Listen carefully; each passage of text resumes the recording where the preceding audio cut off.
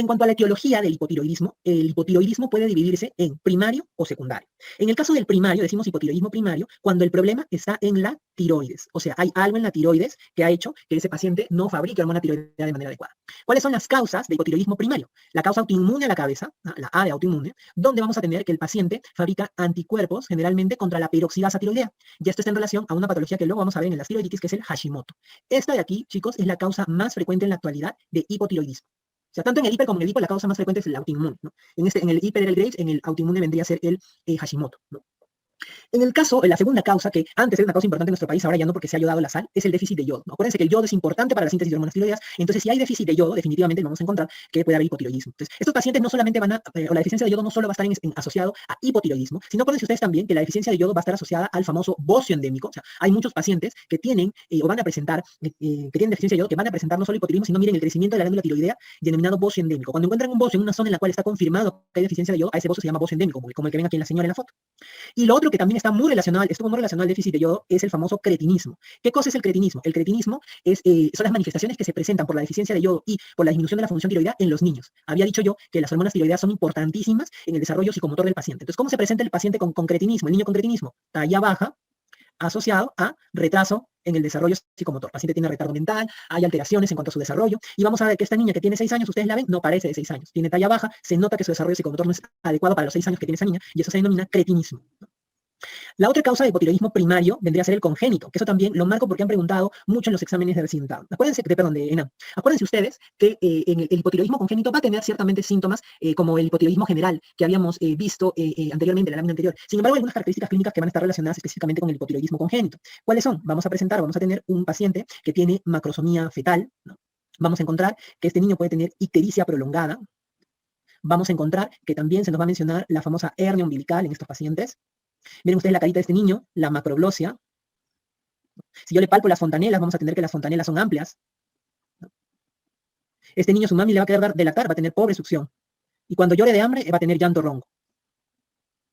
Entonces, vean ustedes que estas son características que a ustedes les pueden hacer sospechar que un niño, un neonato va a tener un hipotiroidismo congénito, ¿no? Aparte, obviamente, les van a mencionar otras características del hipotiroidismo, como bradicardia, como estreñimiento, como hipoactividad, pero acuérdense de estas de aquí, porque esto les va a poder asegurar o les va a poder dar el dato de que se trata de un hipotiroidismo congénito.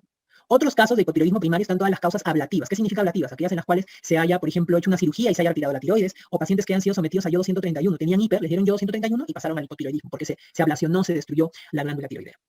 Y cuando ustedes se refieren a un hipotiroidismo secundario, están refiriendo que el problema ya no está en la tiroides, sino que aquí el problema está arriba. El problema está en la hipófisis o el hipotálamo. Eso quiere decir que hay una alteración en la secreción de TRH o TSH. ¿Cuáles son las causas más frecuentes? Que haya un tumor en alguna de estas regiones o que el paciente haya sido sometido a alguna cirugía en alguna de estas regiones y comprometa la secreción de TSH y TRH, ¿no? ¿Cómo se realiza el diagnóstico del hipotiroidismo? En el caso del hipotiroidismo es un poquito más complejo el diagnóstico porque depende si estamos frente a un hipo primario o a un hipo secundario. Cuando ustedes están frente a un hipo primario, aquí quiero que presten atención porque eso también preguntan, porque muchas veces le dan la sintomatología del hipotiroidismo y luego el que define el diagnóstico como tal es el examen de laboratorio, ¿no? Cuando ustedes tienen un hipo primario, o sea, cuando el problema está en la tiroides, ¿no? Como por ejemplo un Hashimoto, una deficiencia de yodo, el perfil que ustedes van a encontrar va a ser T4 libre disminuida con una TSH elevada. Este es el perfil de un hipotiroidismo primario.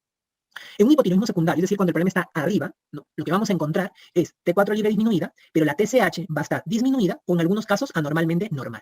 Entonces, vean ustedes que la diferencia entre el primario y el secundario, porque ambas van con T4 libre baja, está en cómo está la TSH. ¿Cuál les van a preguntar más ustedes en los exámenes? ¿Cuál más van a ver en su práctica clínica? Los hipotiroidismos primarios. Entonces, este perfil no se deben olvidar.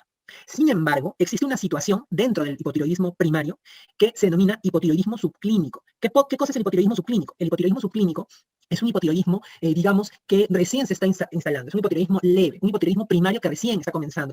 Puede tener o no algunas manifestaciones clínicas. ¿Y cómo es el perfil de este hipotiroidismo subclínico? Va con TSH alta y T4 libre normal. Eso quiere decir que cuando ustedes tienen en un examen y les ponen un perfil de tiroides en el cual la TSH está alta, pero la T4 libre normal, entonces el diagnóstico en ese caso debe ser un hipotiroidismo subclínico, ¿no? Que es como un hipotiroidismo primario incipiente que recién se está manifestando.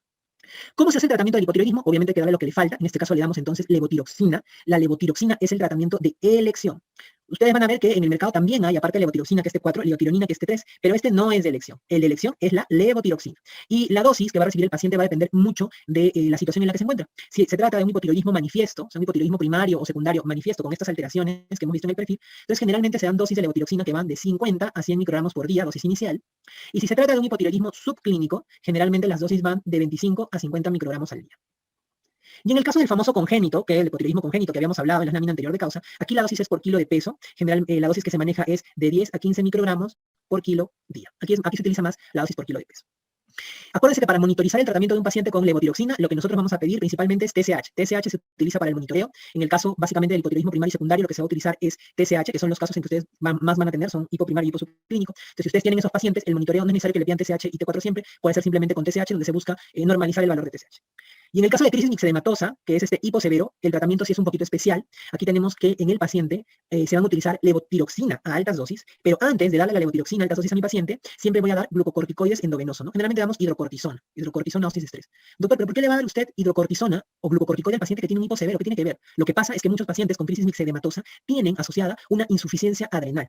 Entonces, lo que se hace es, primero, trato la insuficiencia adrenal, dándole la hidrocortisona dosis de estrés, le pongo la primera dosis, y luego que ha pasado 30 o 60 minutos de haberle dado la hidrocortisona endovenosa, ya le puedo dar la levotiroxina a dosis altas. Generalmente se utilizan dosis que van de 300 a 50 microgramos, ¿no? Alguna literatura van a ver que mencionan un día, otros dicen por 48 horas, y luego ya se puede volver a la dosis normal que le tocaría a ese paciente que tiene hipotiroidismo, ¿no? La liotirotina no es de elección.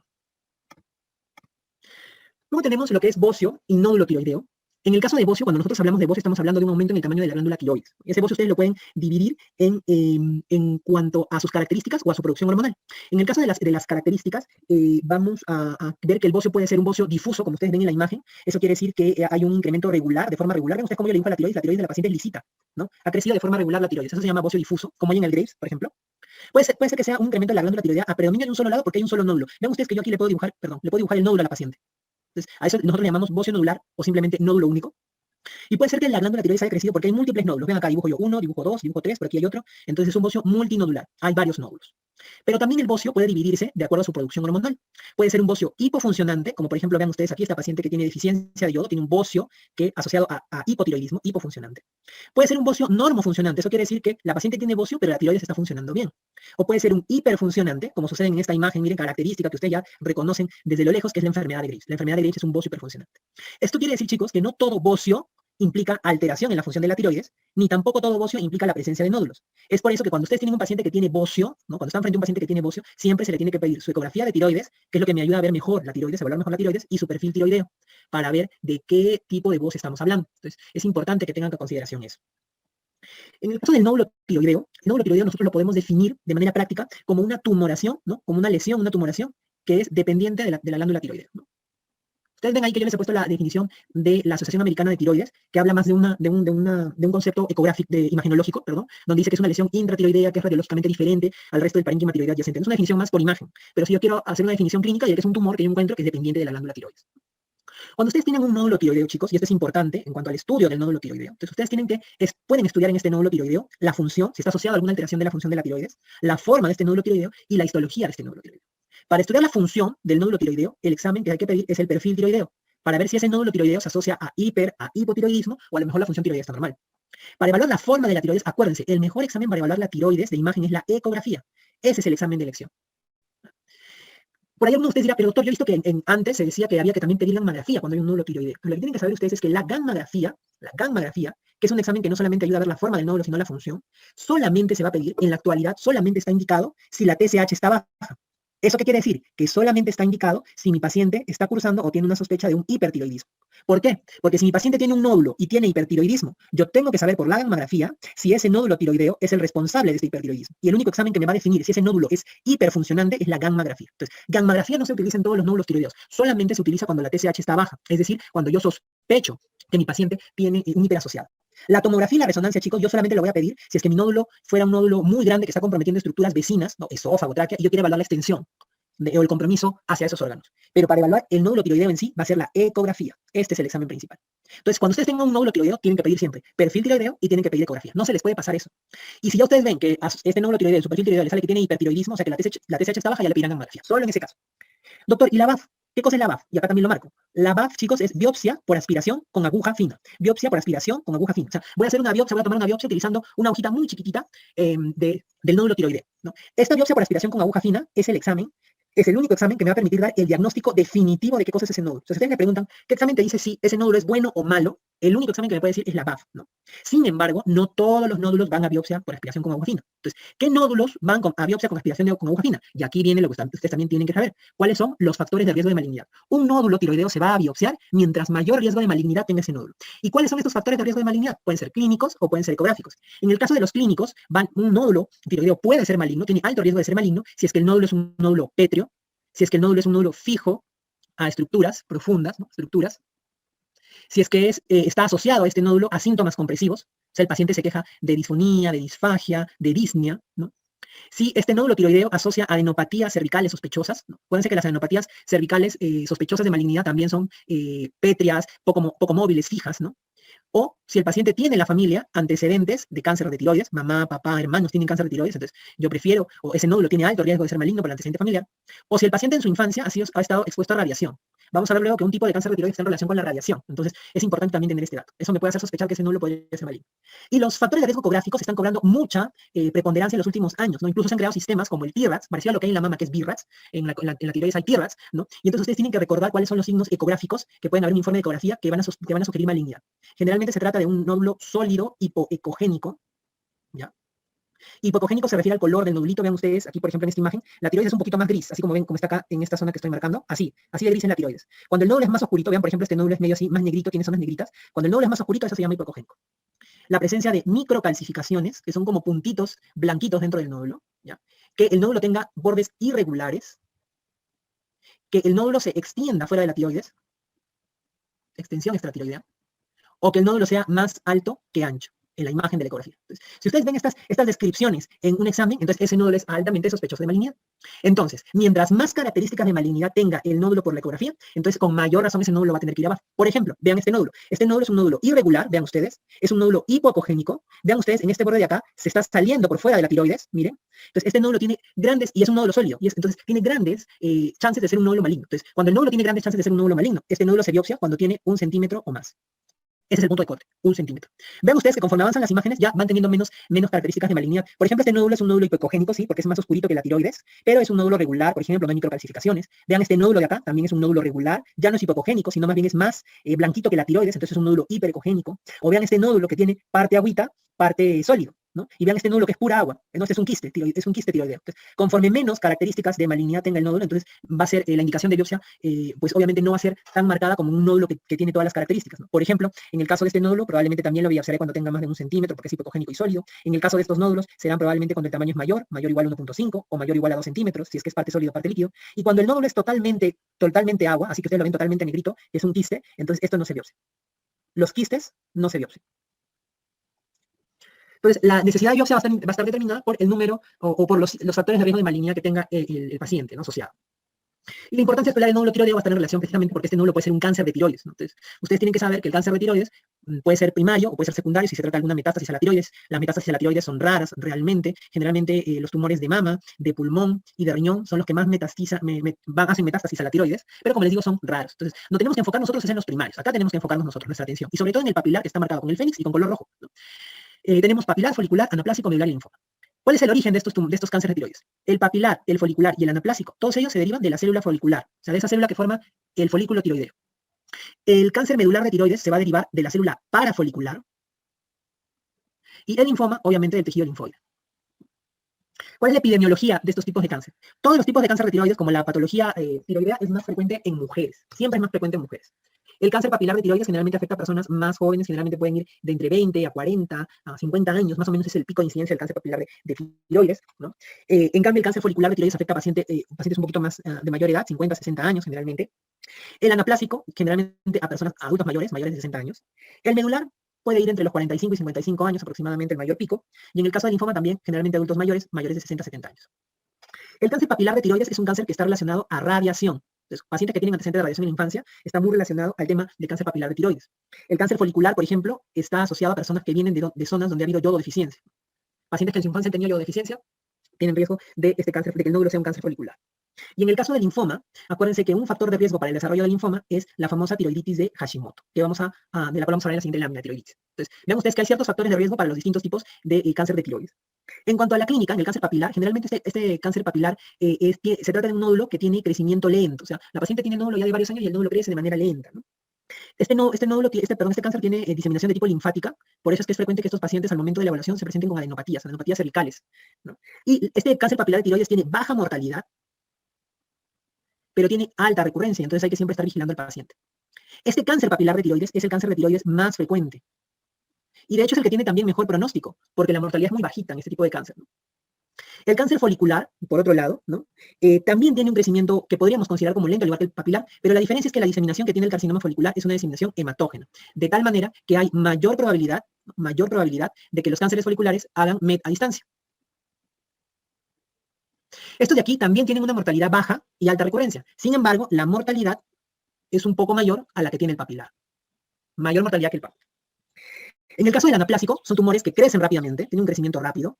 Son generalmente cuando uno las diagnostica ya tienen MET al momento del diagnóstico, ya han hecho metástasis a distancia al momento del diagnóstico, y por ende el anaplásico es el cáncer de tiroides más agresivo, el de peor pronóstico. El cáncer medular, nosotros lo podemos encontrar que puede presentarse de manera esporádica, y también puede haber cáncer de tiroides medular. Y acuérdense que el cáncer de tiroides medular forma parte de las neoplasias endocrinas múltiples, ¿no? Básicamente de la neoplasia endocrina múltiple tipo 2. Entonces el carcinoma medular se puede asociar a otros tumores neuroendocrinos, a tumores en otras glándulas endocrinas. Y en el caso del linfoma, el linfoma es un tumor que crece rápido, también al igual que el anaplásico, y suelen tener un gran tamaño, sin embargo no es tan agresivo como el anaplásico. En cuanto al marcador tumoral, para el papilar y el folicular, el marcador tumoral es la tiroglobulina, sin embargo no es un marcador de diagnóstico, es un marcador de seguimiento, no de diagnóstico. El anaplásico no tiene un marcador tumoral. En el caso de medular tenemos calcitonina, que igualmente es más un marcador de seguimiento más que de diagnóstico, aunque podría servir en algunos casos de diagnóstico, pero es más de seguimiento. Y el linfoma tampoco tiene un marcador en específico. Y en cuanto al tratamiento, en el caso del papilar y el folicular, este cáncer de tiroides, el tratamiento va a ser primero cirugía, y luego de darle cirugía a mi paciente, le voy a dar yodo 131, el mismo que se utilizaba en el hipertiroidismo, pero en esta vez para poder quemar todo el pequeño tejido tiroideo que haya quedado después de la cirugía, ¿no? En el caso del anaplásico, como está muy avanzado al momento del diagnóstico, generalmente los pacientes terminan yendo solo a cirugía paliativa. En el caso de medular, va cirugía asociada o no a quimioterapia. Y en el caso del linfoma, generalmente va cirugía más quimioterapia más radioterapia. Como ustedes ven, de todos los cánceres de tiroides, el papilar y el folicular no llevan quimioterapia ni radioterapia. Llevan cirugía y luego yodo 131. Entonces no se olviden, chicos, cómo es el tratamiento en estos cánceres de tiroides. Y acuérdense todas las características del papilar, porque es el más frecuente. Si usted le pone un caso clínico donde todo les pinta que un nódulo tiroideo sea cáncer, lo más probable es que ese cáncer sea papilar, porque es el más frecuente, ¿no? Ya para ir terminando la patología tiroidea, vamos a hablar de tiroiditis y síndrome del tiroideo enfermo. Entonces, en el caso de las tiroiditis, que son inflamaciones de la glándula tiroidea, ustedes van a tener estos 5 tipos de tiroiditis. Tiroiditis subaguda de Kervain, tiroiditis de Hashimoto, tiroiditis silenciosa de Riedel y la tiroiditis aguda. ¿Cuáles son las que más vienen en los exámenes, las que más preguntan? La subaguda de Kervain, por eso está marcado con el fénix, y también la de Hashimoto. Vamos a hacer un paralelo entre estos tipos de tiroiditis.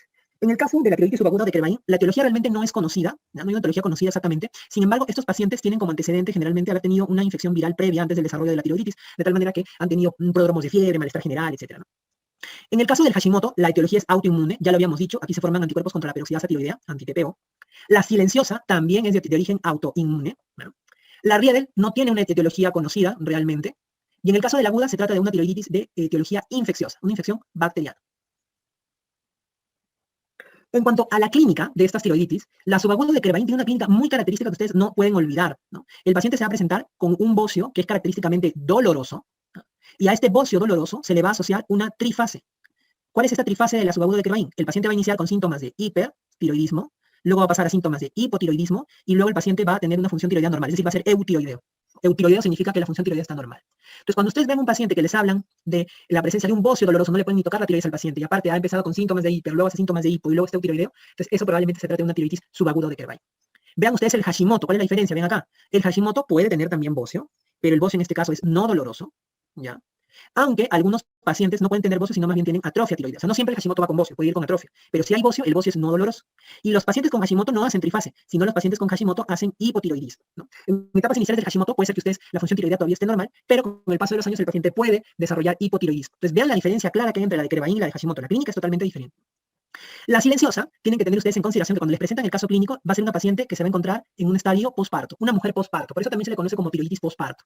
Posparto, la paciente, y va a cursar o va a presentar un bocio que va a ser característicamente no doloroso, pero a diferencia de lo que sucede con la tiroiditis de Hashimoto, que también es de origen autoinmune, en este caso la paciente va a presentar una trifase similar a la que presentaba la subaguda de Kervain. O sea, primero hiper, luego hipo y luego eutiroidismo. Solamente que aquí lo que les va a marcar en el caso clínico es que va a estar una paciente posparto, que va a tener un bocio que no duele y que va a ser síntomas de hiper, luego síntomas de hipo y luego se va a recuperar. En el caso de la tiroiditis de Riedel, vamos a tener que la tiroiditis de Riedel va a ir con una tiroides que es pétrea, ¿ya? incluso se va a pensar que se trata de un cáncer de tiroides, y en la función tiroidea el paciente va a ser eutiroideo, o sea, la función tiroidea va a estar normal, no va a haber problema. Y en la tiroiditis aguda, la clínica va a ser la de un absceso. Entonces, ustedes van a tener en la tiroides una colección flebótica, remitente, que va a secretar pus, todas las características de un absceso, ¿no? En el laboratorio, ¿qué es lo que vamos a encontrar que nos puede ayudar a definir el diagnóstico de estos tipos de tiroiditis? La subaguda de Kervain va a tener reactantes de fase aguda, eso quiere decir BCG y PCR incrementados. Y si yo le mido los anticuerpos anti-TPO a este paciente, los va a tener negativos. No es una patología autoinmune. El Hashimoto va a tener anticuerpos anti-TPO muy elevados, ¿vean? Muy elevados. Y si yo le mido reactantes de fase aguda BCG-PCR, van a estar negativos. La silenciosa. Si yo le mido anticuerpos anti-TPO a la tiroiditis silenciosa postparto, van a estar incrementados, pero no tanto como un Hashimoto. Y si yo le mido BCG y PCR, va a salir negativo. La de Riedel va a tener anti-TPO generalmente negativo y va a tener BCG y PCR negativo. Y la aguda va a tener, como se trata de una infección, de un absceso, BCG y PCR muy elevados, porque es una infección, es un absceso, y los anti-TPO van a ser negativos. Entonces vean, de esta forma, tanto en clínica como en laboratorio, ustedes pueden hacer la diferenciación entre los distintos tipos de tiroiditis. Doctor, ¿qué más preguntan? Esto se lo tienen que saber al revés y al derecho, subaguda y Hashimoto. Además, recuerden que la tiroiditis también se puede producir por fármacos y la amiodarona está a la cabeza. De hecho, la amiodarona es el fármaco que puede producir todas las alteraciones que te puedas imaginar en la tiroides. Tiroiditis, hipertiroidismo, hipotiroidismo. Además, también inhibe la conversión periférica de T4 a T3. Entonces, tiene muchas, o puede hacer muchos efectos en la función de la tiroides, ¿no? Y para terminar este segmento de tiroides, tenemos el síndrome del eutiroideo enfermo. ¿Qué cosa es el síndrome del eutiroideo enfermo? El síndrome del eutiroideo enfermo se va a presentar en un paciente que está críticamente enfermo. O sea, lo que ustedes van a encontrar primero es un paciente que tiene una enfermedad crítica, está en UCI, está hospitalizado, ¿no? Y que no va a tener antecedente de patología tiroidea. O sea, aparentemente no va a haber algún antecedente de alguna alteración en la tiroides.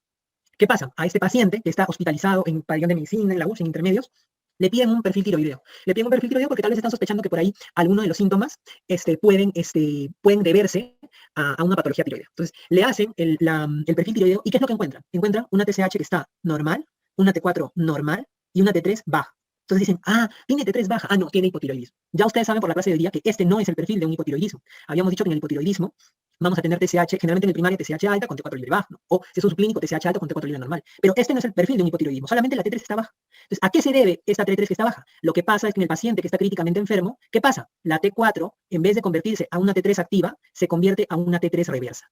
Entonces disminuye la producción de T3 y aumenta la producción de T3 reversa. ¿Por qué? Porque la situación crítica inhibe la conversión de T4 y T3, inhibe estas desdiodinasas. Y la T4 empieza a convertirse, gracias a la acción de la desdiodinasa de tipo 3, en una T3 reversa. Entonces, si ustedes le piden a este paciente una T3 reversa, la T3 reversa va a estar elevada.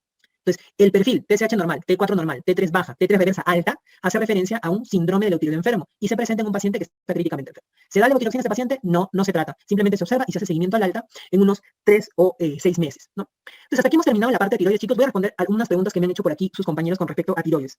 Me preguntan por acá acerca de la trifase en la tiroiditis. Aquí en la trifase en la tiroiditis, chicos, el paciente hace primero síntomas de hipertiroidismo, luego hace síntomas de hipotiroidismo y luego hace luego la función tiroidea se recobra.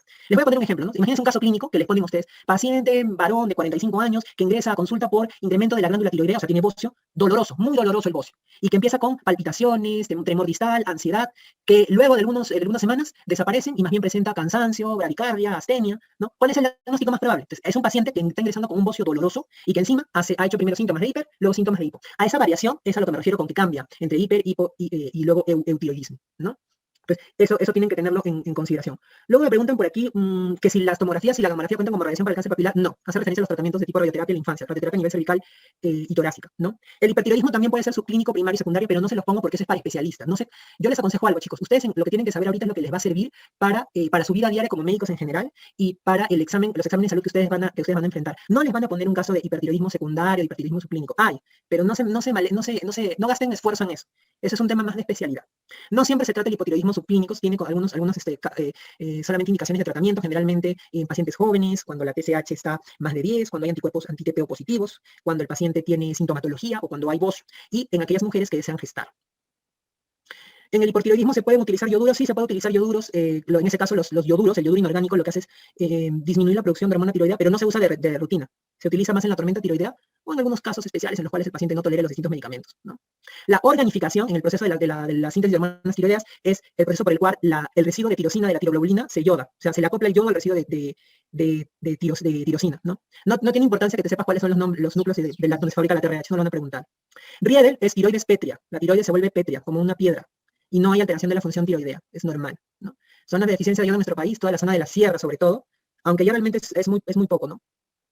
Valores normales de T4 libre y T3 varían dependiendo del laboratorio, chicos. Eso tampoco les van a preguntar no les van a ir así exacto en los exámenes para que les den ustedes los valores. Se los van a poner en todo caso. El tratamiento de elección en el hipotiroidismo, no, en el hipertiroidismo es beta bloqueadores y antitiroideos de síntesis. Sí, en el hipertiroidismo sí. Ujú. El síndrome de tiroideo remite solo, sí, hay que hacer seguimiento 3-6 meses. En 6 meses ya debería haber todo cambiado, ¿no? La hashitoxicosis es una tirotoxicosis que se puede presentar de manera inicial en algunos pacientes con tiroiditis Hashimoto, pero también es algo que no es algo más de especialidad, no se agobien en eso, ¿no? La oftalmopatía de Graves se puede presentar desde el diagnóstico, ¿no? Y hay un tratamiento especial ahí con el oftalmólogo, se dan pulsos de glucocorticoides, etc. Los glucocorticoides inhiben la conversión de T4 a T3, ¿no? De T4 a T3. En el caso de las alteraciones del colesterol con la función tiroidea, generalmente el hipotiroidismo va con hipercolesterolemia, el hipotiroidismo va con hipercolesterolemia, el hipertiroidismo va con valores de colesterol normal. También puede haber hipertrigliceridemia en los hipotiroidismos. Generalmente nódulos menores de 1 centímetro, raro que se biopsien, ¿eh? Raro que se biopsien. A ver por acá. Sí, el mexema pretrial es patognomónico del Graves.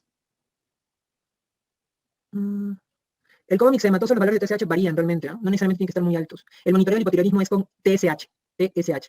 El anaplásico, el medular y el linfoma no tienen marcadores tumorales. No tienen marcadores tumorales. No, epónimos para exoftalmos no, ¿eh? Del exoftalmo del Graves no. Bocio puede haber en el hiper y en el hipotiroidismo, ya lo hemos visto, ¿no? Bueno, tienen ahí varias preguntas, chicos, que les voy a pedir por horas del tiempo, porque no puedo contestarlas todas, que si por ahí alguna pregunta quedó por no responder, me escriban a mi correo. Les voy a dar al final de la clase mi correo para que ustedes puedan escribirme, ¿ya? Si es que hay alguna duda por ahí en cuanto a alguna pregunta que no les he podido dar. Yo les recomiendo, chicos, que traten siempre primero de como que saber lo más característico de cada patología, que es lo que les va a servir a ustedes para su vida diaria y para su examen. Si ustedes se meten muy a especialidad, entonces ahí sí van a agotar tiempo en cosas que realmente no les van a preguntar, ¿ya? Cualquier pregunta, si es que no he podido responder, porque hay muchas preguntas, chicos, de verdad se me va el tiempo, las voy a poder responder en el correo, les voy a dejar mi correo al final de la clase, ¿ya? Vamos a avanzar un poquito de diabetes y voy a darle luego un break para que puedan tomar algo. Vamos a avanzar una parte de diabetes. Estos son puntos claves para patología tiroidea, para que ustedes se puedan recordar. La clínica de la enfermedad de Graves, no se olviden, esto es importante, generalmente viene en los exámenes. Acuérdense que en la enfermedad de Graves lo que vamos a encontrar es hipertiroidismo asociado a exoftalmos y asociado a bocio, que es característicamente difuso. Esto siempre suele venir en los exámenes, entonces eso siempre tienen que tenerlo presente, ¿no? Además, acuérdense que en algunos pacientes puede venir asociado también el mixedema pretibial, ¿no? Siendo que la mayoría de casos siempre vienen descritos el hipertiroidismo, exoftalmos y bocio difuso. Acuérdense que para el diagnóstico del hipertiroidismo nosotros pedimos TSH, pedimos T4 libre y pedimos T3 total. Acuérdense, TSH baja con T4 libre y T3 total altas son lo que marcan el diagnóstico del hipertiroidismo, ¿no? Esto vino en la primera pregunta en el caso clínico, el tratamiento del hipertiroidismo en gestantes. No se olviden, en el primer trimestre siempre es propil-tiouracilo y en el segundo y tercer trimestre es el metimazol, ¿no? Ya se puede realizar el metimazol. Tormenta tiroidea, no se olviden que es un hipersevero con una descompensación del paciente que pone en riesgo la vida del paciente, y ahí son todos los síntomas del hipotiroidismo llevados al extremo. Hipotiroidismo primario versus subclínico, acuérdense que la diferencia está básicamente en el perfil tiroideo. Acuérdense que en el primario vamos a tener una TSH alta con una T4 libre baja, y en el secundario, y en el subclínico, que es lo que nos preguntan, en el subclínico vamos a tener una TSH alta con una T4 libre normal.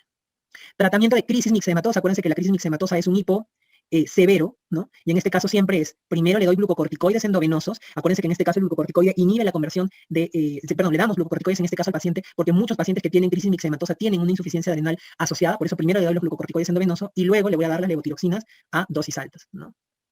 Diagnóstico definitivo del nódulo tiroideo, chicos, a ver, ayúdenme ahí. Diagnóstico definitivo del nódulo tiroideo. ¿Qué examen hace el diagnóstico definitivo del nódulo tiroideo?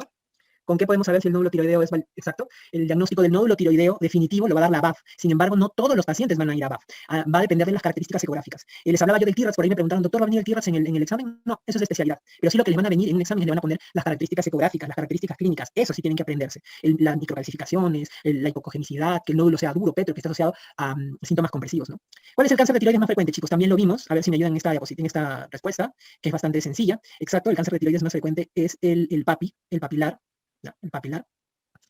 Clínica de la tiroiditis subaguda. ¿Cómo les va a venir a su paciente? Díganme 2 características que van a marcar al paciente con tiroiditis subaguda, en sus casos clínicos, chicos. A ver, díganme, ¿cómo viene el paciente? Tiroiditis subaguda. Exacto. Ustedes mismos lo dicen. Sencillo, sin complicarse. Bocio doloroso y trifase. Doctor, ¿qué cosa es la trifase? No lo entiendo. Empieza con síntomas de hipertiroidismo, le siguen síntomas de hipotiroidismo y termina con la función tiroidea normal. Y en el Hashimoto, chicos, también denme 2 características del Hashimoto. ¿Cómo va a venir su paciente con tiroiditis de Hashimoto? Tiroiditis de Hashimoto, chicos. Exacto, ¿no? A diferencia de la subaguda de Kervain, este es un bocio no doloroso y va a venir hipo. Acá no va a haber trifase, acá solamente es hipo. Entonces vean ustedes aquí la diferencia y como dice su compañero o compañera aquí, el diagnóstico será por los anti-TPO que están muy elevados. Ok, hasta ya hemos reforzado tiroides, que es el tema que más